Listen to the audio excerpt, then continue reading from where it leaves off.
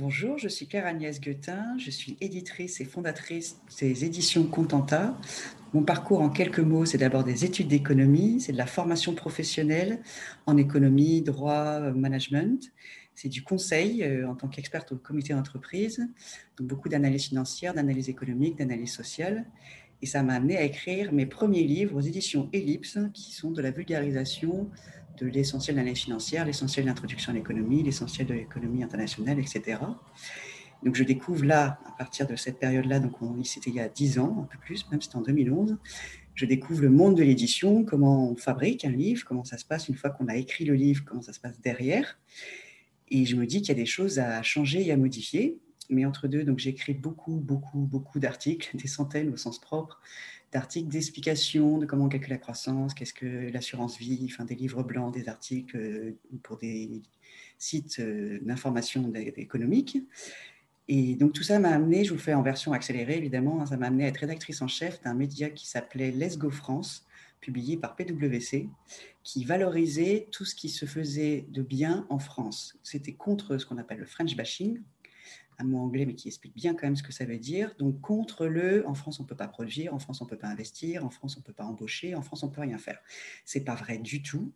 Et nous, donc, on voulait vraiment montrer ce qui se passait de vraiment formidable en France, dans l'économie française, dans la French Tech française, mais pas seulement, dans tous les secteurs d'activité, y compris le secteur agricole, avec un grand dossier, par exemple, sur le lin, des choses comme ça. Et donc là, j'ai pu interviewer de nombreux dirigeants d'entreprises et d'entrepreneurs. Et cette idée est restée. Et quand en fait j'ai quitté PwC, j'ai tout simplement continué à faire exactement la même chose toute seule. Et donc en 2018, en février 2018, j'ai créé les éditions Contenta pour d'abord pouvoir publier des livres sur les entrepreneurs. Et alors évidemment, mon modèle a changé beaucoup de fois. Tous les entrepreneurs vont le savoir. Si vous voulez vous lancer dans l'entrepreneuriat, vous allez le découvrir rapidement. Le modèle, il change très souvent. Et donc, j'ai surtout continué à rencontrer des entrepreneurs et à les interviewer. Et c'est eux, en fait, qui ont fait ma formation accélérée de l'entrepreneuriat, qui m'ont donné de très nombreux conseils très applicables au quotidien. Et ça a été vraiment extraordinaire.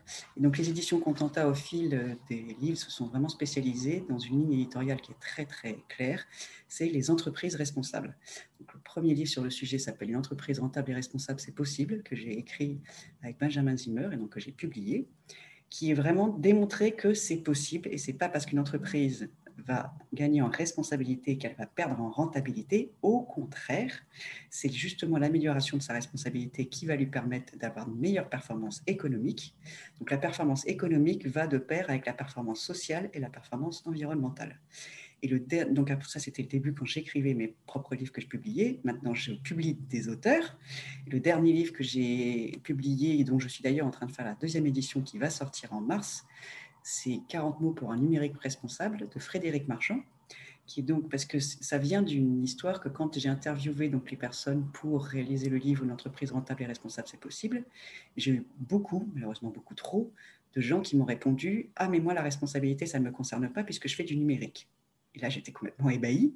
J'ai dit, mais pourquoi ça ne te concernerait pas parce que tu fais du numérique? Et donc, quand j'ai rencontré Frédéric et qu'il m'a dit qu'il avait justement qu'il était en train d'écrire un livre là-dessus, je me suis dit, mais c'est génial, c'est exactement ça qu'il me faut pour bien montrer que la responsabilité concerne absolument toutes les organisations, qu'elles soient privées, qu'elles soient publiques, qu'elles soient de toute petite taille, donc même un entrepreneur individuel, qu'elles soient un très grand groupe du CAC 40, qu'elles soient à Paris, qu'elles soient en province, qu'elles soient en région, n'importe quelle localisation, n'importe quelle activité, n'importe quelle taille d'entreprise, toutes les organisations sont concernées par la responsabilité. Donc la responsabilité d'une activité, qu'est-ce qu'une entreprise responsable? C'est une activité qui réduit les externalités négatives, comme la pollution qui est la plus grande externalité négative, ou qui améliore les externalités positives. Donc, en ce moment, par exemple, on parle d'entreprise à impact. C'est positif. C'est exactement ça. Une entreprise responsable, c'est une entreprise qui a des impacts positifs sur la société. C'est une entreprise qui apporte des solutions concrètes aux enjeux auxquels nous sommes en train de faire face. Les grands enjeux, c'est les enjeux écologiques, évidemment, les enjeux sociaux, les enjeux sociétaux, les enjeux éthiques, mais aussi les enjeux démocratiques. Tous ces enjeux, je pense que les entreprises ont un rôle à jouer pour y faire face. Quels sont les grands enjeux à venir pour les créateurs d'entreprises? En 2022, on ne peut plus créer une entreprise qui ne répond pas à un enjeu de société actuel. On ne peut pas créer une entreprise qui n'a pas une réponse aux enjeux, donc des enjeux écologiques, les enjeux sociaux, les enjeux sociétaux, les enjeux éthiques comme les enjeux démocratiques. Une entreprise ne peut plus rester en dehors de ces grandes questions.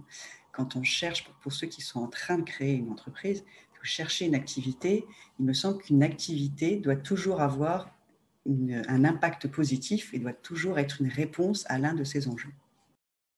En termes de bonnes pratiques, comment cela va-t-il se traduire ? Concrètement, les bonnes pratiques qui sont en train de se développer, je pourrais en parler notamment sur le numérique responsable.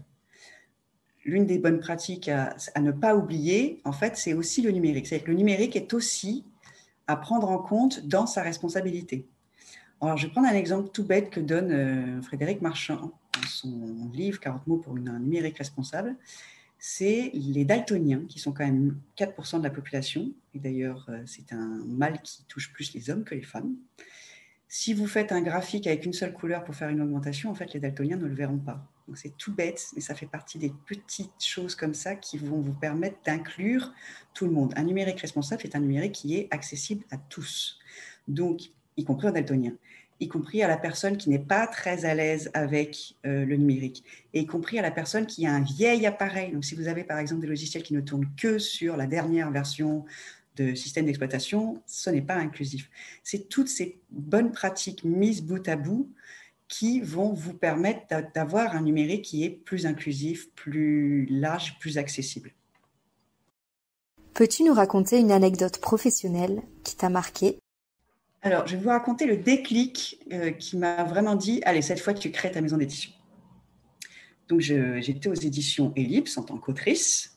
J'avais évidemment plusieurs livres qui tournaient dans ma tête, mais je trouvais que l'édition traditionnelle, ce que maintenant j'appelle l'édition traditionnelle, a vraiment des contraintes très importantes, notamment en timing, en durée, entre le moment où je signe le premier contrat d'édition. Donc déjà, on a quelques pourparlers quand même avec l'éditrice pour être d'accord sur ce que je vais écrire quand même. Mais entre le moment où je signe le contrat, le moment où je rends les livres en version Word, et le moment où le livre est disponible en librairie, c'est des mois et des mois. Pourquoi ? Parce que les libraires ont besoin d'être, par exemple, 6 mois à l'avance au courant de ce qui va sortir. Donc, avant qu'un bouquin sorte 6 mois à l'avance, il faut prévenir les libraires.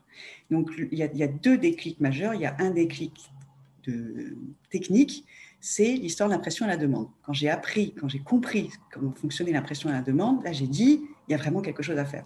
Et je le déclare, c'est mon avis haut et fort, l'impression à la demande, c'est l'avenir de l'édition.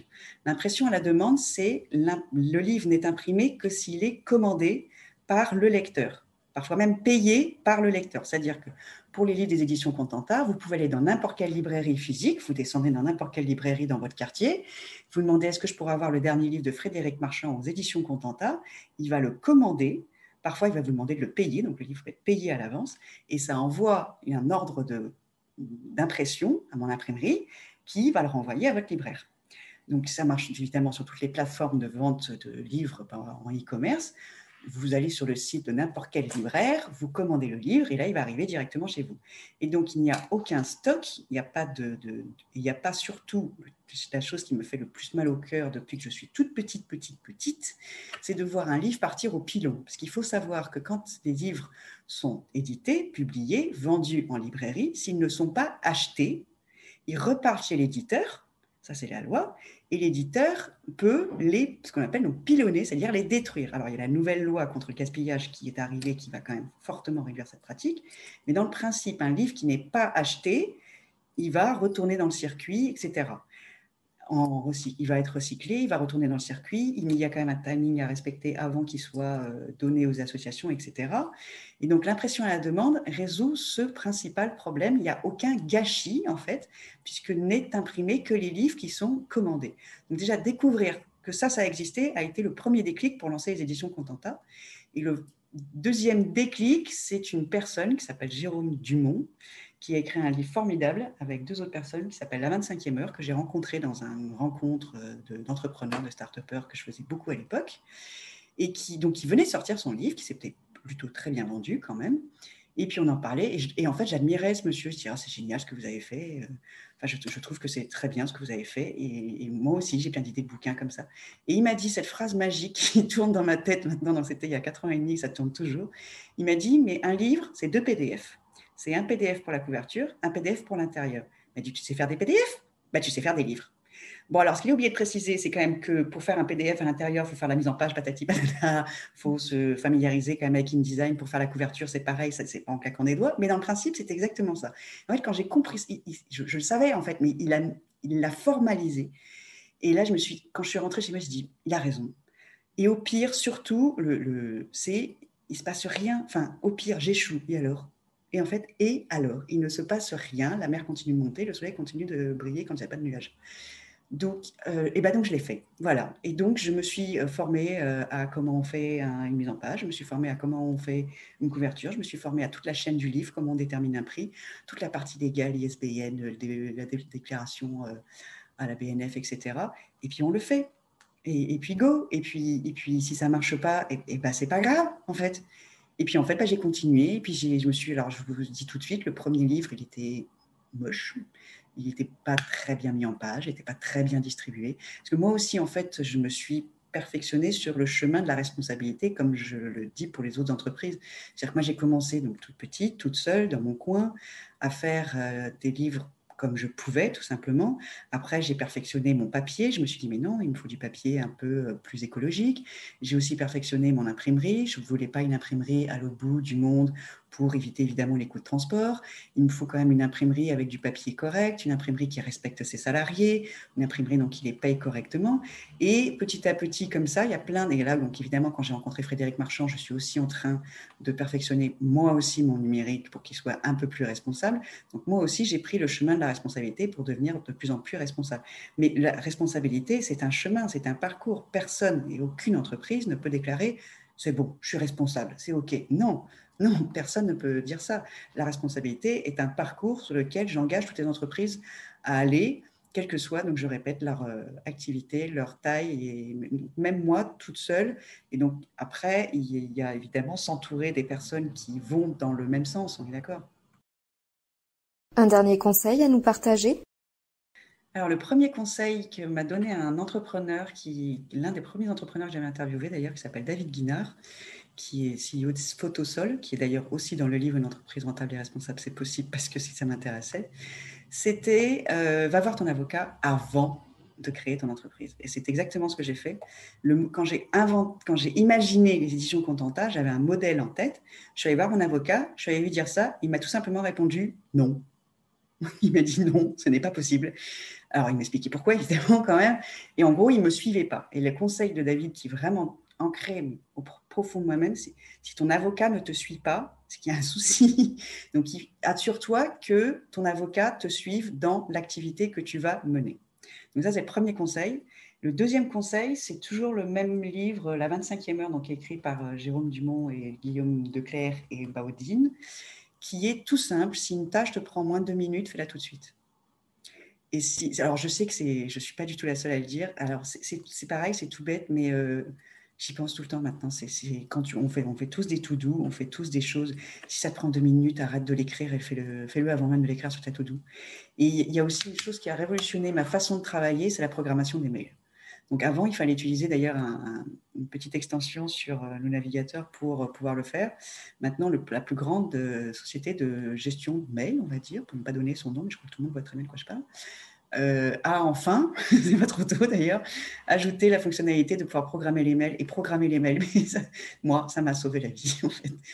Pouvoir programmer des mails, c'est pouvoir travailler quand on veut, où on veut, et l'envoyer à l'heure où il faut qu'il arrive. Et c'est surtout ne répondre immédiatement à un mail sans dire qu'on a répondu immédiatement à un mail. C'est-à-dire qu'on a un mail, nous on sait ce qu'on va y répondre, mais pour faire croire qu'on a quand même réfléchi un peu, on l'envoie 2 heures après.